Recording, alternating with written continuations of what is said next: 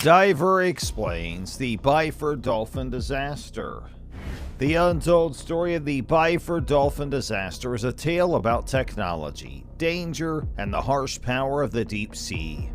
Divers pursuing oil and gas must navigate a complex dance with pressure, gases, and safety equipment. But what happens if this delicate balance gets blown off, resulting in a catastrophic tragedy that defies imagination? Join us as we delve into the eerie depths of a true-life maritime mystery, where a single blunder set off an unimaginable chain reaction, forever altering the fate of those who dared explore the unknown. Byford Dolphin was a big floating platform used for drilling under the sea. It worked in the North Sea near Britain, Denmark, and Norway. It was the incident of 1983 that brought it to light when a sudden explosion under the water caused the death of 4 divers and 1 worker and hurt another worker. But how did the accident occur despite the measures? They called it the Deep Sea Driller at first. It was the very first one of its kind from the Aker H3 series, which was a successful group of platforms. It was made by Aker Group and finished at the Aker Viertel shipyard in 1974. Byford Dolphin was pretty big. It was about 108 meters long, 67 meters wide, and 36.6 meters deep. It could drill down really far, up to 6,100 meters underwater. It could also work in waters as deep as 460 meters. This platform was made for drilling, and it had special tools for that. When it was first built, it followed all the strict rules in Norway to make sure it was safe and good enough. But as time went on, it got banned from the waters in Norway. Byford Dolphin could move a little on its own using its engines to stay in place, but if it needed to go far away, it had to be pulled by special boats called tugboats. Then on Saturday, November 5th, 1983, at 4 in the morning, something really bad happened while the platform was drilling for gas in a place called the Frigg gas field in the North Sea near Norway. There were 4 divers inside a special chamber on the platform's deck. This chamber was connected to a diving bell by a short passage.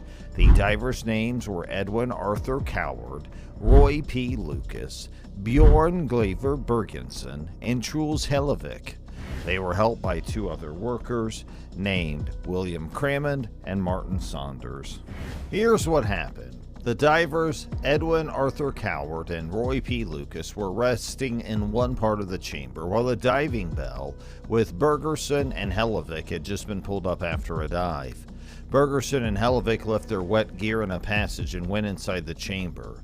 Usually they would follow these steps. Close the door of the diving bell, which was connected to the passage. Make the pressure inside the diving bell a bit higher to seal the door tightly. Close the door of the chamber they were in, which was also connected to the passage. Slowly reduce the pressure in the passage until it's the same as outside. Open the clamp to disconnect the diving bell from the passage. But something went wrong. One of the workers, Crammond, opened the clamp that sealed the passage too early.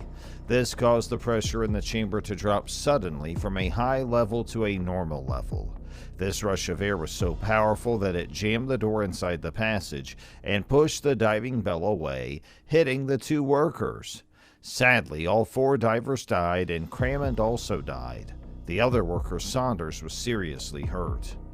Doctors studied the bodies of the 4 divers who died. They found something important. There was a lot of fat in the big arteries, veins, and heart chambers, and even inside their organs like the liver. This fat didn't come from somewhere else in their bodies, but seemed to form right where it was found. The investigation showed that when there was a sudden rush of bubbles in their blood, it changed the fat in their bodies. This made the fat clump together and become solid. The blood inside the bodies of the 3 divers who were still in the chambers turned into bubbles so fast that their circulation stopped instantly. The 4th diver died immediately because the explosion was so powerful that it pushed his body through a small opening, tearing him apart. This happened because of the strong air pressure.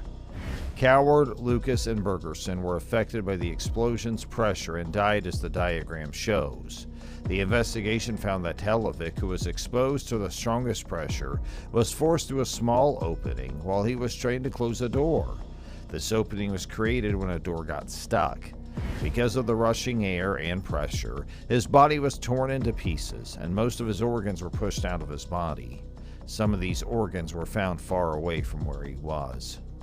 The group that looked into the accident figured out that a worker made a mistake when they opened a clamp. The door in the passage was designed like a butterfly valve disc, and it was turned too much to the side, so it got stuck. This made a small opening shaped like a crescent. It was about 24 inches wide. It's not clear if the worker who opened the clamp did it because their boss told them, or they did it themselves, or maybe there was a misunderstanding. The workers outside the chamber had a hard time hearing each other because of the noise on the platform and from the sea. Also, the divers were tired from working very long hours, sometimes for 16 hours in a row. The problem was also because of the way the diving system on Byford Dolphin was built. It was old, and it didn't have safety features like fail-safe hatches, pressure gauges on the outside, and a way to stop the trunk from opening when there was still pressure inside.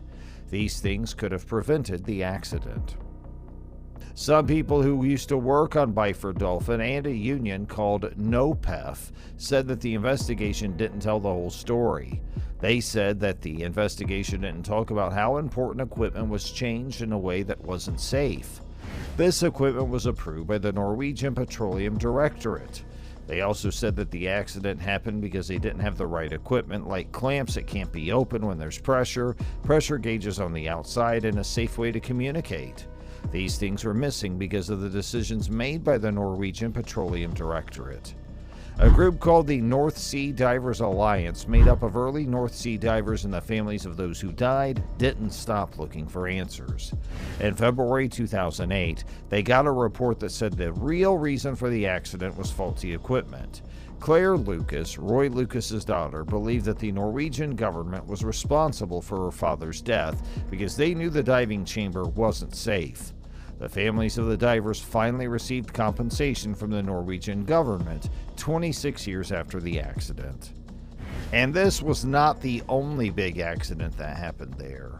On March 1st, 1976, the platform got stuck as it was moving from one spot in the North Sea to Bergen. Everyone on the platform had to leave, but sadly, 6 people passed away because they fell out of their boats. The accident cost the company a lot of money because they couldn't do their work anymore. As we emerge from the depths of history, know that stories are waiting to be told beneath the waves. If you want more interesting secrets and untold stories, don't forget to subscribe, like, and hit that notification bell to stay up to date on all of our latest dives into intriguing mysteries.